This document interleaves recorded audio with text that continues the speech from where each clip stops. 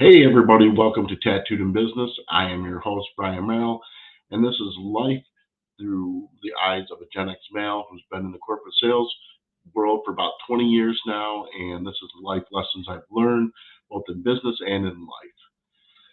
So this is Father's Day weekend, and you know, everybody focuses on hopefully your parents and everybody who have been there for them over the years and everything. And I just want to take a little bit of time and reflect, and kind of, from the eyes of a father who, if there's something that you could do wrong, let's face it, I've done it. Most of you who watch this or listen to me understand that I come from 6 years of my daughter not being in my life, and because of anger, towards me for different things and the way I acted. And and I was fortunate, when my son lived with me, but that doesn't mean that I was a great dad to him either. I've made so many mistakes as a business owner, running a business, not being there for my father or for my son, and being the dad that he needed, to where you know it's tough. So first of all, anyone who tells you there's, when you're an entrepreneur in business, that there's a work home life balance, they're full of shit, because there really isn't. You it's not for everybody. It takes a strong person to stay married to entrepreneurs, and it's not easy on the kids. Being a business owner is not easy for a kid. A lot of people just always kind of had that mentality where, well, your mom and dad own your own business, so the life is easy for you. Well, that's not true. So a lot of kids may have financial reward from that, but they don't necessarily have that great home life. And I don't want to speak for anyone other than myself when I talk about this. My father moved to Florida, so this is going to be the first Father's Day that we don't physically have the ability to see each other, and we don't talk as much as we should, and stuff. But that's kind of life, and how I was born, and how I learned to cope with things and deal with things. So for throughout my life, when I was going through my divorce, I went through counseling, and I did a lot of counseling. Um, it's something I needed to learn how to adapt to things. But it was an eye opener when I met with a psychiatrist, and they tried to deep dive into my psyche, and where certain feelings and attitudes and everything were coming from, and how I just felt as a human being and towards myself, and how it reflected on others, and how I projected onto my kids and everything. And it was a really hard thing when um, I had a psychiatrist tell me that I needed to cut my father and my stepfather both out of my life. That they were negatively affecting me, because I'm seeking their approval till to this day, because I never felt adequate and good enough. So a father never wants that. And when I say father, okay, let's face it, guys. Uh, Whether you're a father or mother, you're a parent. So they're really, having Mother's Day and Father's Day, that's great. But reality is we should have, how about we call it Parents Day, and have Parents Day. Especially like when you really look at the dynamic of the world now. I mean, with same-sex marriages, and the ability to adopt kids and have kids that they raise like their own. Um, Maybe we should be really thinking, and not having it Father's Day, and having it Parents Day, is really what it is. I can tell you that when you become a single parent, you need to be in both roles. You have to take both roles, and just like you try your best, you're going to make mistakes, and you're going to fail. Reality is this, and this is a story I've told millions of times, and I'll never in my life forget it. I was in a bad place, and I had this guy one day, and I tell you, it changed my life. I'm never going to forget it. The words he said to me. So it's our job as parents to love our kids, but it's not their job to love us back. We got to earn that. And so when we celebrate, Father's Day and Mother's Day, and we celebrate, your kids are supposed to, celebrate you, right? Well, that's I appreciate it and all, but I'm thankful every day that I have my daughter and my son in my life, and and just gratitude is a big part of that. And just because somebody isn't blood parent to a kid doesn't mean they don't love them. Doesn't mean that they're not a parent to them. Doesn't mean they're not an influencer in their life. I tell everyone that to try to understand this, and maybe and honestly probably I can't because I'm not a stepdad.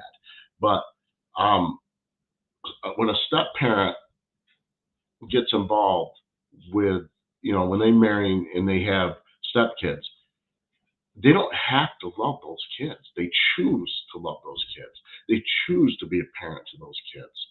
You know, obviously it's driven because they love that other person, but the kids are part of the deal. It's a package deal. And when you have somebody who can't do that, it probably isn't going to last, right?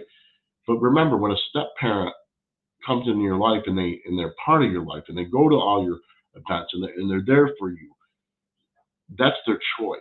They chose to love you. They chose to take an interest in you, and you can develop feelings for somebody else's biological kids as your own because you've been around them and you've seen them grow and you've seen them raise and you've seen them do all these great things and you've supported them. And you know, and I know it's a touchy subject, right? It's always a tough subject with mixed families now and stuff, especially when there's arguments and everything. But you need to try to take a look at that and try to reflect on how you can be better. I can tell you for the 6 years that my daughter wasn't in my life and chose that she didn't want me in her life was hell. But I also had to go through a huge growth portion of finding self-love for me. I had to prepare for the day that and I'll tell you what, there was not a day that went by that I did not believe for 1 minute that my daughter was coming back in my life. And I look back now, and I parted ways with a friend or someone that I thought was a great friend of mine. And I can honestly tell you this. Sorry, my allergies are kicking in, guys. But I can tell you this: that person kept telling me, "You're never going to have this. You better face it. They're out of your life. You better face it. You're never going to get this. You're never." And I refused to believe that shit. We'd argue over it. I refuse to accept that defeat. I always say, I don't give a shit. If my child came back in just to use me, I didn't give a crap. But my daughter didn't do that, and I fought hard. And the biggest thing that I had to learn to do is to prepare myself for that day that it would happen, that they would come into my life, and accept my role and the responsibility of what I did wrong in there. And that's the hard part, right? But it isn't. You got to remember, it's your job to love your kid, but it's not theirs to love you back. So don't be a dick to them. Like when you punish them, when you scold them and all this, you need to make sure that they understand where you're coming from, and it's from a place of love, that you love them. And let me tell you something. If you're a parent and you're not reaching out and you're not talking to your kid because you're pissed off at them, you're the asshole, not them. You're the asshole. And you need to fucking understand that, because you need to be the one to bridge that gap, to make every effort that you could do. Now, I don't want anyone sitting there thinking, "Oh my God, Brian, what I'm about to tell you about, the things I did that, oh, you're such a good person," because I wasn't. But I snuck in the back of the theaters when my daughter was singing chorus without her knowing. And if they found out I was there, they'd ask me to leave. I didn't give a shit. I'd sneak into them. I fought to stay at her graduation. I hide on the railroad tracks when she was playing softball, wherever I could, just to for her to know that I was there, but not know I was there, because part of it's selfish, because I didn't want to miss these things. I stole off the internet a bunch of pictures on my daughter's prom because she wasn't talking to me. One of her friend's father happened to just send me this weird message one day, and I went on and I seen all these pictures, and I saved them all. And all these things I did were because I said, I'm not giving up. I'm going to fight to have my daughter in my life. I want her in my life. And then at the same time, I have my son that I'm in his life and I'm trying to be the best dad I can be to him, and I'm failing miserably. I'm doing all these things wrong, and I had to just come to a point where realizing that it wasn't about me, and it had to be about them. Being a parent is about your kids, not about you. And I went through a lot of counseling to get this through my head. I went through a lot of counseling to realize that how not to project onto my kids and try my best. And I failed. You're going to fail more than you succeed, right? But having the tool, I was lucky. I invested the money to have the tools to work on these things and chose to work on them. I'm a person who has a mindset that is different than a lot of people, or a lot of people don't talk about. You know, let's face it, guys. I can't see your faces through here. That's how I do this. I don't see your faces. I don't have a problem talking in front of people, but this is part of this is the way that I heal, and the way that I just am able to deal with things is by getting it off my chest in this format. But I failed at everything at the divorce. You try not to talk bad about the other person, but you're gonna. It's all how you prepare yourself for the day when it comes. So the day when it came, I'll never forget this. I was standing here in my kitchen. I had a bunch of friends over. I had the new girl I was seeing, and all of a sudden it was around 9:30 at night, and my phone just went off from this number, and it was my daughter, and she was at college, and she was ready to talk, and I just responded to her, and I listened to what she had to say. And the hardest part was the first time I seen her face to face. And then when her mom passed, I had to deal with all that anger, all those hate, all the things that she needed to say and get off her chest. And the biggest thing I needed to do was shut my mouth and take it. And that's what being a parent is your kids, when they're younger, it's different, right? We're here to protect them. We're here to raise them, nurture them, help guide them. But what do you do when they're grown? You hope you did the best you could, but you never stop being a parent. You never want to forget about them. And I tell you this, if you're a parent and you think so I'll just take the role of the father, obviously, because it's Father's Day. So if you're a father and you think that tomorrow, being Father's Day, it's your kid's job to reach out to you, you're an asshole. It's not their job to reach out to you. Hopefully they do, but you need to be the bigger person and reach out to them too. Let them know that, hey, yeah, this is Father's Day, but I'm always thinking about you. Don't wait for these days.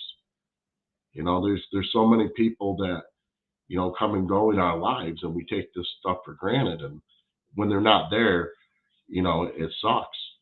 It sucks because you feel like you can't talk to them. So I'm going to give everybody a little thing that I believe and that I learned, and take it for what it's worth, for a grain of salt. So, have you ever woke up in the middle of the night? You don't have to go to the bathroom or anything. They just woke up randomly, and they're just you can't explain why. You just woke up, and it's usually between 2 and 5 a.m. in the morning. That I truly believe this. That is when whoever it is that you need to talk to is on your mind, the universe, whoever it is, that's them reaching out to you, telling you that they got time for you right now. They're listening. We all talk about how it's whatever you believe in, their time is not the same time frame as ours.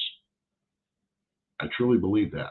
Take advantage of those moments when you have alone time and things aren't going right, or you feel depressed or whatever. Don't be afraid to have that conversation out loud with someone. Do not talk negatively towards yourself, talk in a positive manner, to have those conversations. You'd be amazed and how it does help you get things off your chest. You'll be amazed in what comes back. But you got to put in the work too, guys. You know, if this was easy, everyone would do it. Everyone's life would be hunky fucking dory, and I always call it Facebook fake, right? We call it Facebook fake because everything is great on Facebook, right? So this is true. This is a true. Shoot, I forgot the stat. Damn it! I should have wrote it down. This is for preparation, right? But there's a statistic, and I can't remember what it is now. I just found it out this week that a number of people who they scroll through Facebook and they feel negative. They get more negative feeling because they're looking at everybody else's life and it's so great and it's so great. And you're liking this and you're commenting and then you're internalizing what's going on in your life and you're looking at it as a negative. Don't be like that. Choose to take back your power. Choose to take control. Your power is you. And I tell this and it sounds like, I know it sounds crazy to people, but when somebody has hurt me or whatever, and I decide I'm not taking that shit no more, I literally, I actually said this, I said this shit in court, which I'm sure did not go over well. I've said it to somebody a couple of years ago when I felt I needed to say it. And I look him in the eye and I tell him, I take back my power. I take back every feeling I ever had that made me think that I was less because of you. I take back everything. I take back all control you had over me, all power you had over me. And and I don't know why, but I can feel that shit inside me and I can feel it moving, you know? And, I know I digress like I do every freaking week, right? But, it's Father's Day coming up. And again, so today is, or tomorrow is the day to celebrate your father. But if you were raised by a single parent, it shouldn't be a gender specific day. Let's just face it. It should not be a gender specific day, either Mother's Day or Father's Day. But that's just my 2 cents. You can agree or disagree. I really don't care. But if you're a parent and you're out there and you're sitting there thinking, well, it's my kid's job to reach out to me today, don't be surprised if you're lonely or if it doesn't happen, and don't you dare get pissed off about it because it's on you. If your kids aren't reaching out to you, it's something you did. And if you're not strong enough, adult enough to accept the responsibility for that, then it's on you. It's not on them. Remember this. It's your kids' job to be kids. It's your kids' job to take care of themselves. Your job is to love your kids, but it's not their job to love you back. So on that note, I hope everybody does hear from their kids. And if not, like I said, reach out to them. Don't be afraid to reach out. My father's never afraid to reach out to me and wish it to me. If, first thing in the morning, my brother, who seems to have a knack for finding me at like when I'm the most sleepiest on the weekends, he has always made it a point and found time to reach out to me for things before I do him. Yeah, I mean, my father isn't, he'll send it to me first. He doesn't wait. And I think that comes from years of growth and reflection, to where he's at in his life now. And, and that's what it's really about. Remember that. It's your job to love your kids, but it's not their job to love you back. So be appreciative and be grateful and be thankful for all that you have. All right. On that note, everyone have a great weekend, and we'll talk soon. And check us out on Podbean is our major podcasting platform, and then of course YouTube. Like, share. If there's anyone you think can get anything out of this, please by all means share, like, and let them know about it. Everyone have a great weekend. Thank you.